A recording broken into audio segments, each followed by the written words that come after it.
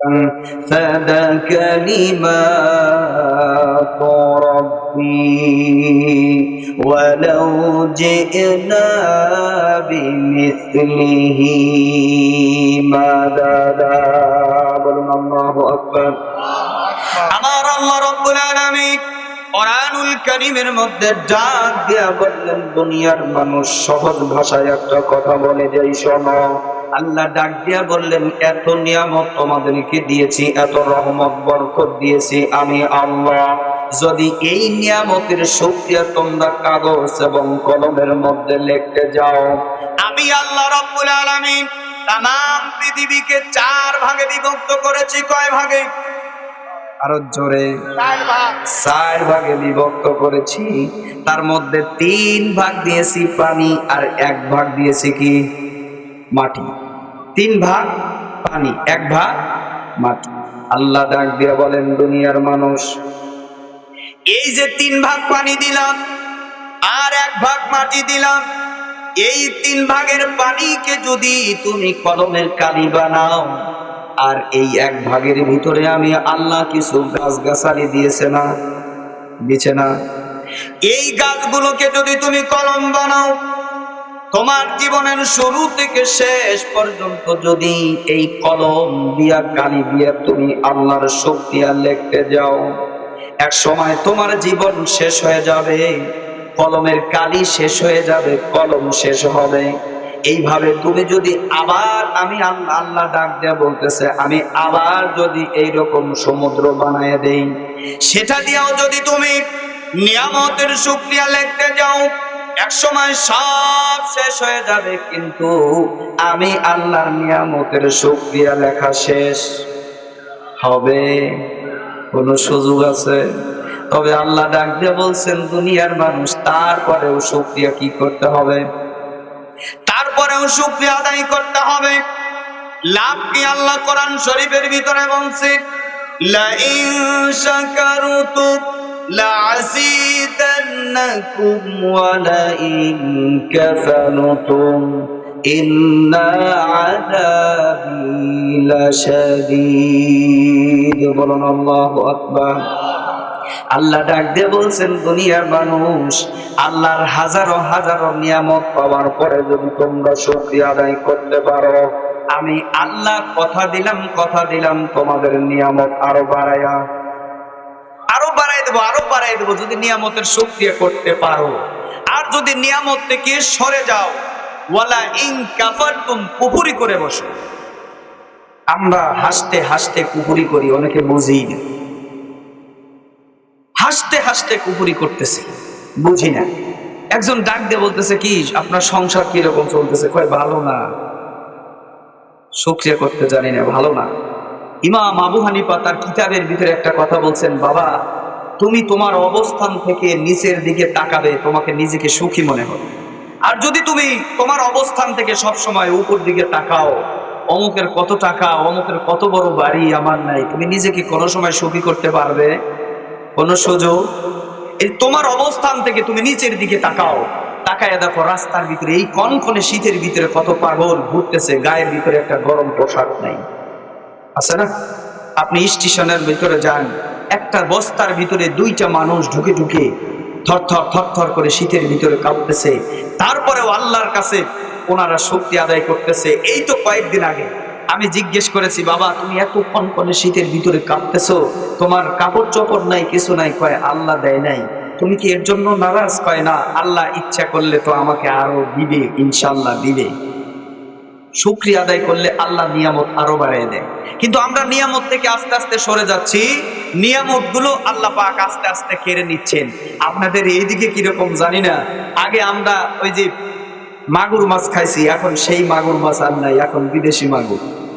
আগে দেখছি আমরা, আপনারা মুরব্বীরা যারা আছেন তারা ভালো বলতে পারবেন, মাছ আসি খালারা রাত্রিতে তরকারি পাক করে রাখতো না, সকালবেলা সেটা একদম চাপা লেগে যেত। সেই শীত আছে, সেই দিন আছে, সেই সময় আছে, সেই খাবারই আছে, কিন্তু আর সেই পরিস্থিতি তৈরি হয় না।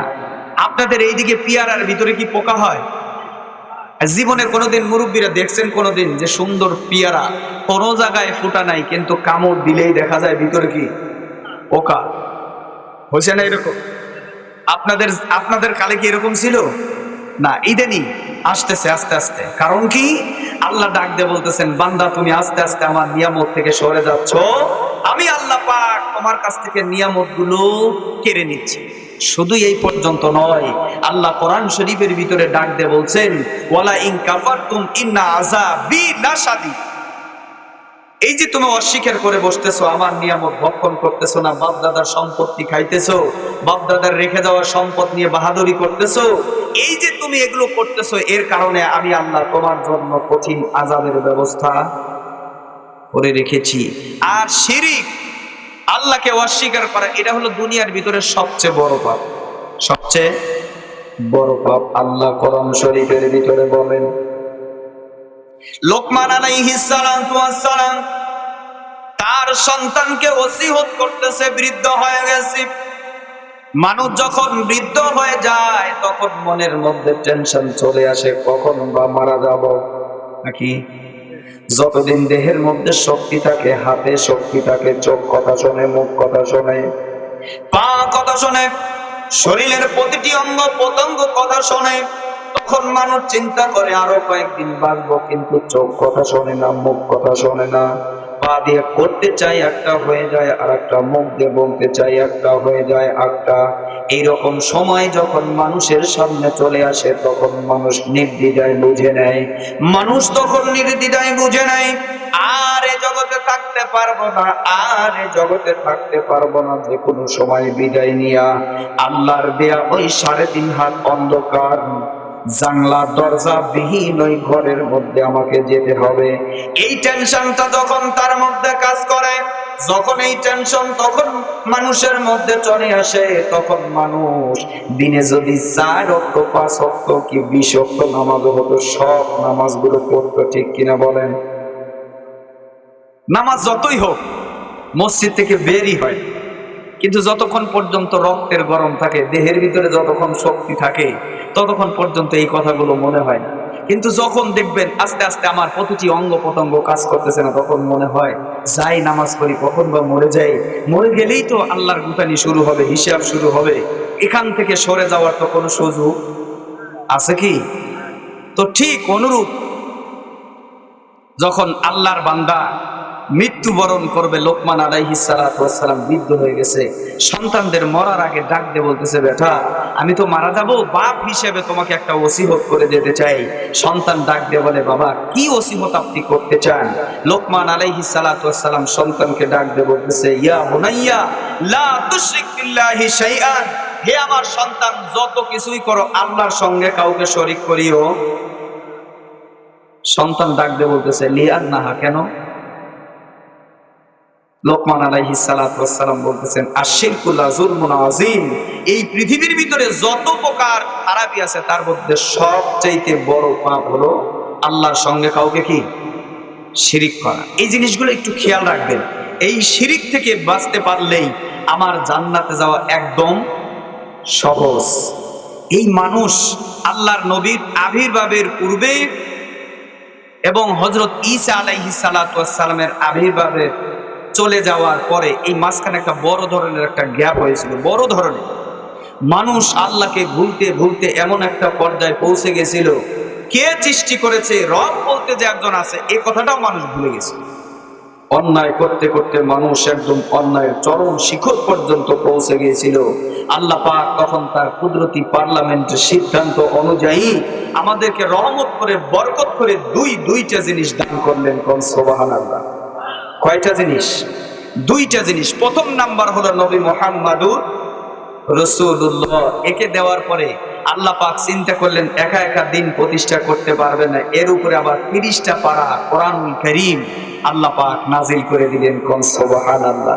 কোরআন দিয়ে আল্লাহর পয়গম্বর আখিরি জামানার নবী অন্ধকারে নিমজ্জিত থাকা মানুষগুলোকে টেনে হেঁচড়ে আলোকিত জীবন দিয়ে একদম পরিপূর্ণ একটা জীবন বিধান তৈরি করে দিয়ে ওই সোনার মদিনায় সবুজ গম্বুজের নিচে পড়ে পড়ে এখনো পর্যন্ত উম্মতি উম্মতি বলে কান্না করতেছে আমাদের জন্য।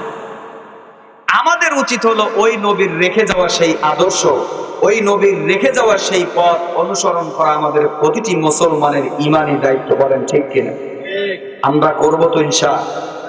আমরা তো এখন বর্তমান সিস্টেম হলো, মানুষ মরে যাওয়ার পরে যখন কবরের মধ্যে রাখা হয়, ওই হুজুর বলে বিসমিল্লাহি ওয়া বিল্লাহি ওয়া ফি সাবিলিল্লাহি ওয়া আলা মিল্লাতি রাসূলিল্লাহ, এই পর্যন্তই শেষ।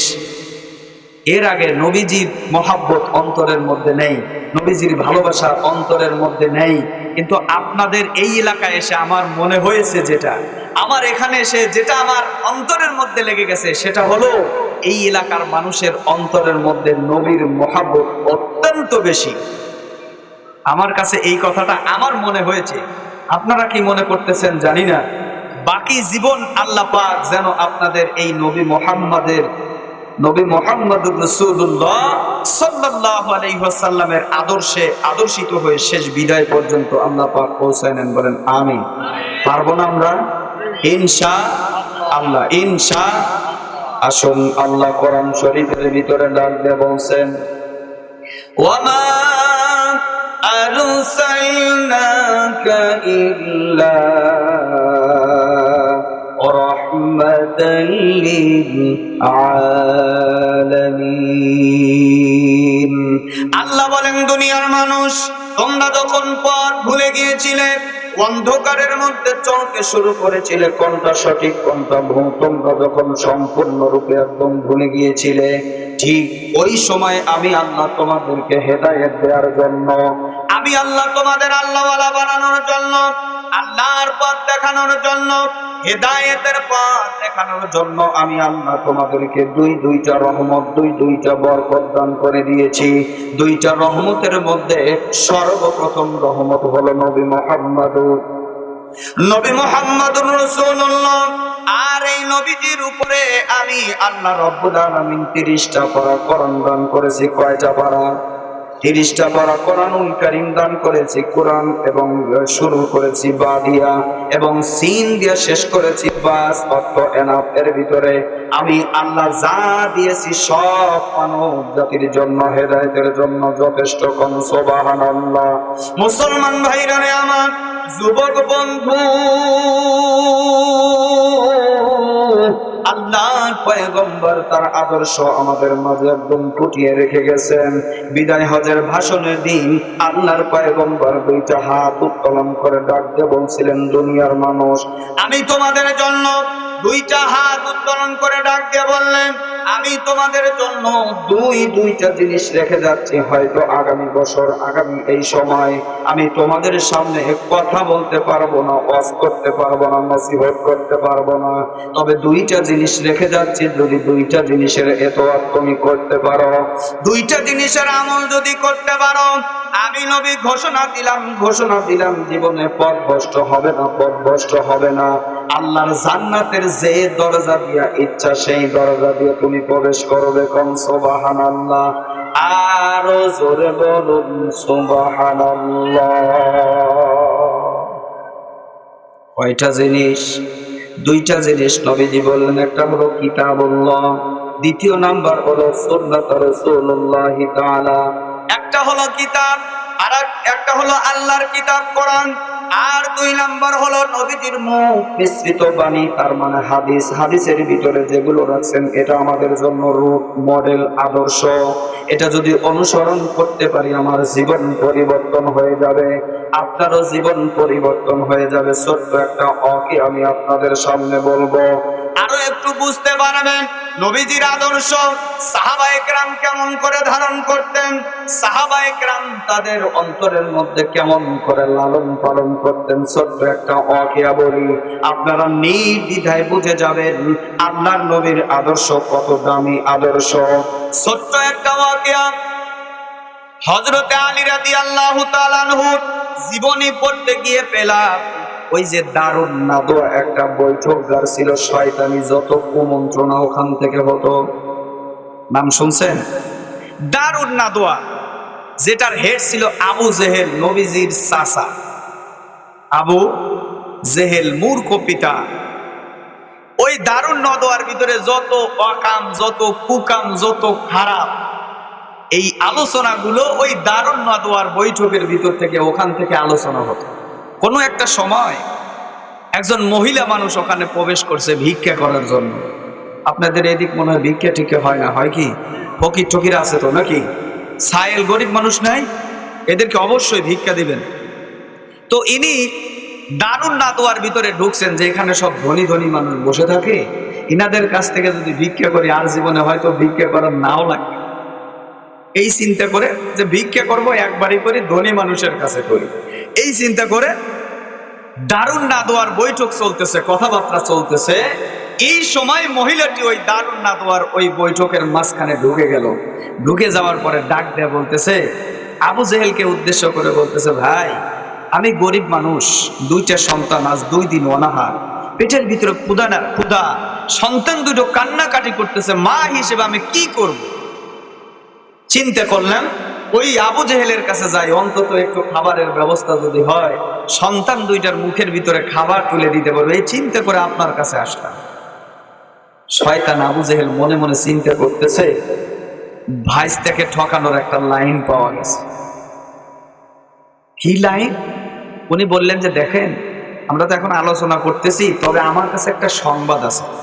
তুমি যদি আজকে হযরত আলীর কাছে যাও, আমি হয়তো 2 টাকা 5 টাকা যাই দেখ, তোমার সন্তানদেরকে নিয়ে তুমি তেমন ভালো কিছুই করতে পারবে না, তবে আমি একটা সন্ধান দিলাম, সেটা হলো আলীর কাছে যদি তুমি যেতে পারো, এমন দেওয়া তোমাকে দিবে, তোমার আর জীবনে ভিক্ষা করে খাওয়া লাগবে। মনে মনে চিন্তা করতেছেন, আলী থাকে 4 দিন 3 দিন 5 দিন না খায়া, আলীর কাছে গেলে দিতেও পারবে না। ওই ফিরে মহিলা যখন আসবে তখন আমি বলতে পারবো, দেখছি ও মুসলমানদের কিচ্ছু নাই, তলাও নাই, আগাও নাই, পাছাও নাই। এই চিন্তা করে আবু জেহেল শয়তানি লক্ষ্যে, শয়তানি করার ধান্দায় খলিফাতুল মুসলিমিন হযরতে আলী রাদিয়াল্লাহু তাআলা আনহুর কাছে পাঠায়। আল্লাহর বান্দি আস্তে আস্তে করে এবার আসাদুল্লাহিল গালিব আলীর সামনে গিয়ে দাঁড়ালেন। আস্তে আস্তে করে ডাক দিয়ে বলতেছেন, ভাই আলী, যদি অনুমতি দেন একটা কথা বলতে চাই, যদি আপনি ইজাজত দেন একটা কথা বলবো। আসাদুল্লাহিল গালিব আলী ডাক দিয়ে বলে, তুমি কি বলতে চাও বোন বলো, নির্দ্বিধায় বলতে পারো, কোনো টেনশন নাই, কোনো সমস্যা নাই, তুমি আরামে বলতে পারবা। মহিলাটি এবার ডাক দিয়ে বলতেছে, ভাই আমার 2টো সন্তান আজ 3 দিন 2 দিন 3 দিন যাবত তাদের মুখের মধ্যে খাবার দিতে পারি না, আমি ক্ষুধার জ্বালায় কান্না করতেছে। এক পর্যায়ে মনে মনে চিন্তা করলাম, ভিক্ষা করে হলেও সন্তানদের মুখের মধ্যে খাবার দিব।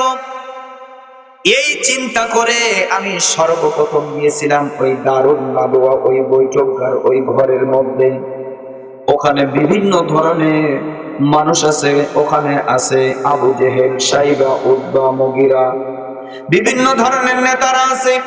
আমি মনে মনে চিন্তা করলাম, ওখানে যদি যাই হয়তো বড় কিছু পাবো, সন্তানদের মুখের মধ্যে খাবার উঠায় দিব। কিন্তু না না, ওরা তো দিলই না, বরং তোমার কাছে পাঠায় দিল। তুমি আমাকে আজকে এমন কিছু দাও যেটা নিয়ে আমার সন্তানদের মুখের মধ্যে আমি উঠায় দিব। সুবহানাল্লাহ।